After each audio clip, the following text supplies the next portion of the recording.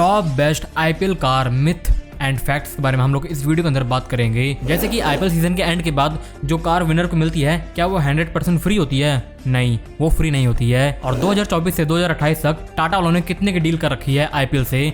टाटा वाले हर साल कितना देते हैं आईपीएल को अपना ऐड करवाने के लिए? और क्या ये जो प्लेयर्स को कार मिलती है क्या ये लोग इसको बेच सकते हैं या फिर नहीं? और अगर कोई फॉरेन प्लेयर कार जीतता है तो फिर वो क्या करता है?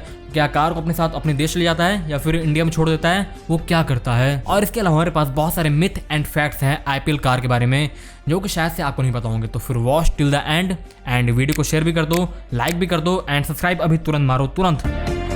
तो मिथ नंबर 1, किस टाइप के प्लेयर को कार मिलती है? क्या जो सबसे ज्यादा रन बनाता है क्या उसको कार मिलती है या फिर जो छक्के ठोकता है उसको कार मिलती है? तो फिर भाई साहब ऐसा नहीं है। ब्रांड कार उसको देती है जो बंदा कैमरे के सामने बार बार आता है और जो सबसे ज्यादा हाईलाइट होता है, जो कि मतलब जो बंदा आएगा उसके ऊपर ऑफकोर्स लोगो लगा रहेगा तो फिर ब्रांड का लोगो बार बार प्रमोट होगा उस बंदे के कारण। और वो कुछ एक स्कोर होता है, उस जो बार बार प्लेयर हाईलाइट होगा तो फिर वो स्कोर उसका बढ़ता है, उस हिसाब से कार मिलती है। और वो स्कोर कैसे बढ़ता है? बार बार कैचेस पकड़ने से, छक्के मारने से, किसी मैच में मैन ऑफ द मैच बन जाना।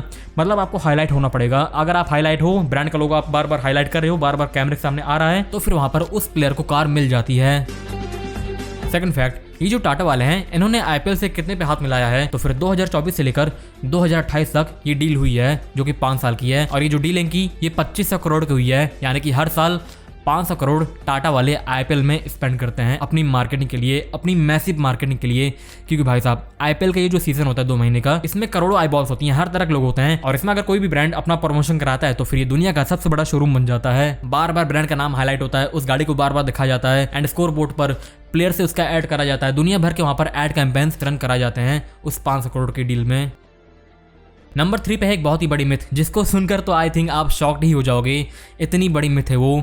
तो ये जो आईपीएल में ये जो कार मिलती है लोगों को, आपको क्या लगता है ये कंप्लीटली फ्री होती है? ऐसे कोई ब्रांड ऐसे दे देता प्लेयर को, प्लेयर खुश, बढ़िया प्लेयर लेकर अपना घर चले जाता है? क्या ऐसा होता है? तो भाई साहब ये आपकी बहुत ही बड़ी गलत फहमी है, ऐसा नहीं होता।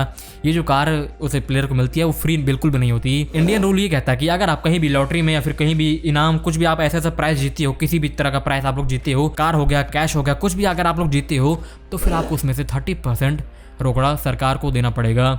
30%, यानी कि फॉर एग्जाम्पल अगर 20 लाख की कोई गाड़ी है एंड अगर वो गाड़ी किसी प्लेयर को मिली तो फिर उसका 30% होगा, यहाँ पर 6 लाख रुपए। उसके बाद आरटीओ रजिस्ट्रेशन, सेस, ये सब मिलाकर प्लेयर को 7 से 8 लाख रुपए उस गाड़ी को प्राप्त करने के लिए देने पड़ते हैं। तब जाकर वो बंदा वो प्लेयर उस कार को अपने घर ले जा सकता है। ऐसा नहीं है कि बस फ्री में दे दिए, ले जाओ अपना घर मस्त चलाओ। उस कार का बढ़िया सा रजिस्ट्रेशन होता है, वहाँ पर जीएसटी वाले दुनिया भर के लोग आ जाते हैं अपना हिस्सा लेने के लिए, यानी कि जो टैक्स होता है 30%, जो कि काफ़ी अलग चीज़ है भाई। हमारी किस्मत हमने जीती है, आप क्यों ले रहे हो? बट ये लोग लेते हैं, इसमें कुछ बोल नहीं सकता।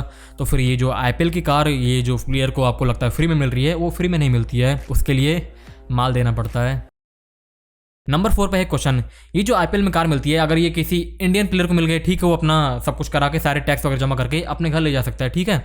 बट अगर कोई फॉरेन प्लेयर अगर ये कार जीतता है तो फिर वो क्या करता है? वो मतलब क्या करेगा बंदा? क्या वो अपने देश ले जाएगा या फिर यहीं पर रखेगा? क्या करेगा? तो भाई साहब यहाँ पर बहुत सारे फैक्टर्स आ जाते हैं। अगर वो फॉरेन प्लेयर किसी ऐसी कंट्री का है जहाँ पर राइट हैंड ड्राइव वाली कार अलाउड नहीं है, लेफ्ट हैंड ड्राइव यहाँ पर चलती है, तभी भी यहाँ पर प्रॉब्लम हो सकती है। और प्लस अगर वो ठीक हो, अगर किसी प्लेयर का ले जाने का मन हुआ तो फिर पहले तो इसको इंडिया में शिपमेंट कॉस्ट देना पड़ेगा, यहाँ पर भी कुछ टैक्सेस वगैरह होते हैं वो भी देना पड़ेगा जो कि बहुत ज़्यादा होती है। एंड फिर वो जब अपने देश ले जाएगा उस गाड़ी को, वहाँ पर इसको इंपोर्ट ड्यूटी देनी पड़ेगी। और फिर वहाँ पर रोड पर चलने के लिए वहाँ पर जो ये रूल्स होते हैं, मतलब 20 लाख की गाड़ी अगर कोई भी फॉरेन प्लेयर अपने देश उस गाड़ी को ले जाता है तो फिर वहाँ पर उसको उस गाड़ी की दोगुनी से भी दोगुनी कीमत देनी पड़ सकती है उस गाड़ी को बस इंडिया से बाहर ले जाने के लिए। तो फिर जो मैक्सिमम प्लेयर्स होते हैं वो अपनी गाड़ी को बाहर नहीं ले जाते हैं, उनको पता है कि हर साल मुझे आना ही है आईपीएल खेलने के लिए। तो फिर वो लोग जो उनकी वो गाड़ी होती है वो यहीं अपनी प्रॉपर्टी में पार्क कर देते हैं या फिर किसी प्लेयर को दे देते हैं या फिर किसी रिश्तेदार के यहाँ, ऐसे मतलब इंडिया में छोड़ना पड़ता है उनको।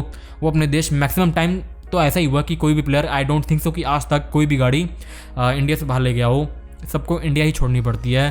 क्योंकि भाई साहब वही बात है ना, बड़े बुजुर्ग कह के गए हैं, 9 की लकड़ी 90 खर्च।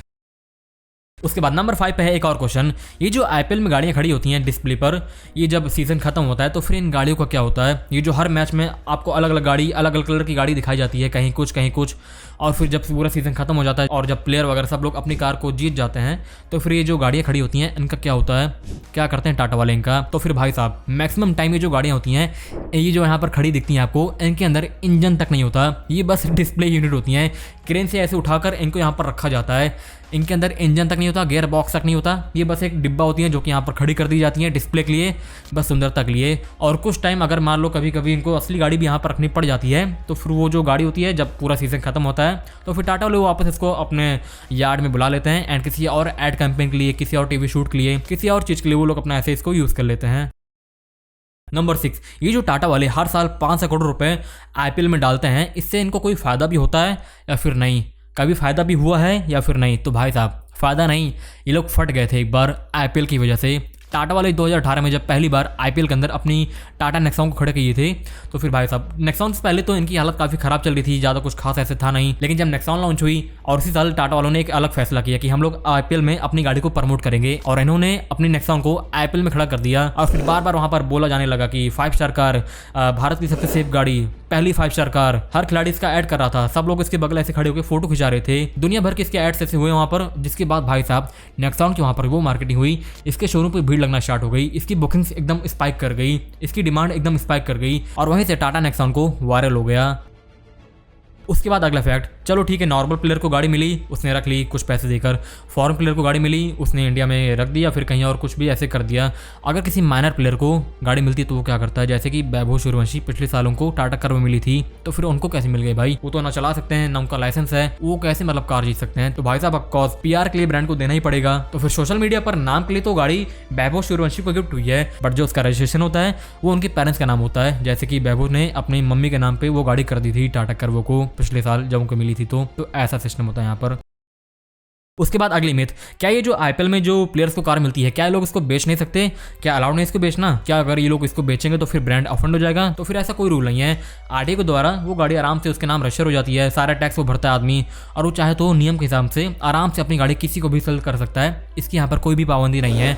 अगर ब्रांड चाहता है कि वो जो प्लेयर है उसी की कंपनी की गाड़ी से चले, उसकी गाड़ी यूज़ करे, बार बार जहाँ जाए उसी की गाड़ी जाए, तो फिर उस ब्रांड को अलग से उस प्लेयर को पे करना पड़ेगा कि हम लोग आपको इतना दे रहे हैं, आप लोग हमारी गाड़ी चलाओ, जहाँ जाना आप लोग इससे जाओ। तो फिर वो ब्रांड जब अलग पे करेगा तब वो प्लेयर उस गाड़ी को नहीं बेच सकता है, क्योंकि वहाँ पर डील होती है। बट नॉर्मली अगर वो बंदा अगर जीता है तो फिर आराम से बेच सकता है, चाहे जो करे, ब्रांड यहाँ पर कुछ भी नहीं कर सकता उसका। तो फिर ये तो कुछ मिथ, कुछ फैक्ट्स, कुछ क्वेश्चंस जो कि आईपीएल कार के बारे में थे, और इसमें से कुछ आपको पता होंगे, कुछ नहीं पता होंगे। आप बताइए अपने ओपिनियन, एंड आप भी कुछ ऐसा फैक्ट बताइए जो कि मुझे ना पता हो, जो कि इस वीडियो के अंदर मेंशन ना हो। कुछ ऐसा आप रोचक तथ्य बताइए आईपीएल कार के बारे में, आईपीएल कार मिथ वगैरह, अगर आप कुछ पता है तो।